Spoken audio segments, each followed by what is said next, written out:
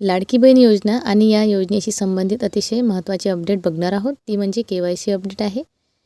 त्यापूर्वी आपल्या चॅनलवर नवीन असाल आणि चॅनलला पहिल्यांदा भेट दिली असेल तर प्लीज चॅनलला सबस्क्राईब करत चला, म्हणजे अशाच नवनवीन बातम्या तुमच्यापर्यंत सगळ्यात आधी पोहोचतील. KYCच्या संदर्भात इथे आपल्याला महत्त्वाचा पॉईंट बोलायचा आहे.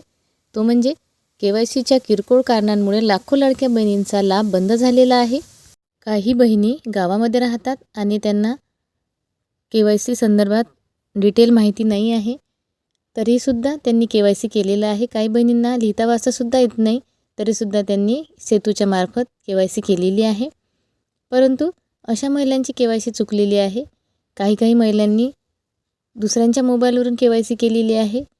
त्यामुळे त्यांचं जे 2 प्रश्न दिलेले होते त्यामध्ये किरकोळ चुका झालेल्या आहे. होय आणि नाहीमध्ये कन्फ्युजन झालेलं आहे. अशा चुकांमुळे पात्र बहिणींचा लाभ बंद झालेला आहे आणि गेल्या 2 महिन्यापासून या बहिणी या 2 महिन्याच्या लाभापासून वंचित आहेत. तर सगळ्या बहिणी जवळपास 30 ते 40% बहिणींना KYCच्या चुकीमुळे लाभ मिळालेला नाही, तर त्या बँकेच्या चक्रा मारत आहेत. परंतु शासनाने लवकरात लवकर KYCचे पोर्टल सुरू करावे आणि त्यामध्ये एडिटचं ऑप्शन द्यावं, म्हणजे ज्या पात्र बहिणी आहेत त्यांना एडिट ऑप्शन दिल्यामुळं त्यांचं जे किरकोळ चुका झालेल्या आहेत त्यामध्ये दुरुस्ती होईल. आणि शासनालाही विनंती आहे, सगळ्या महिला आणि सगळ्या लाडक्या बहिणींच्या वतीने आपल्या चॅनलच्या माध्यमातून आपण शासनाला विनंती करत आहोत की KYC पोर्टल लवकरात लवकर सुरू करा, जेणेकरून ह्या 2 हप्त्याचा तर लाभ त्यांना मिळालेला नाही, परंतु जानेवारी महिन्याचा जो काही लाभ असेल तो त्यांना मिळाला पाहिजे. आणि काही महिलांचं जे आहे अजूनही KYC बाकी आहे. ज्यांचं KYC चुकलेलं आहे आणि ज्यांचं KYCच झालं नाही, अशा महिलांचा लाभ 2 महिन्यापासून बंद झालेला आहे. जेणेकरून जानेवारी महिन्यात जो हप्ता आहे तो अशा महिलांना मिळेल. ज्या महिलांना नोव्हेंबर आणि डिसेंबरच्या लाभापासून वंचित आहेत त्यांना मिळायला हवा.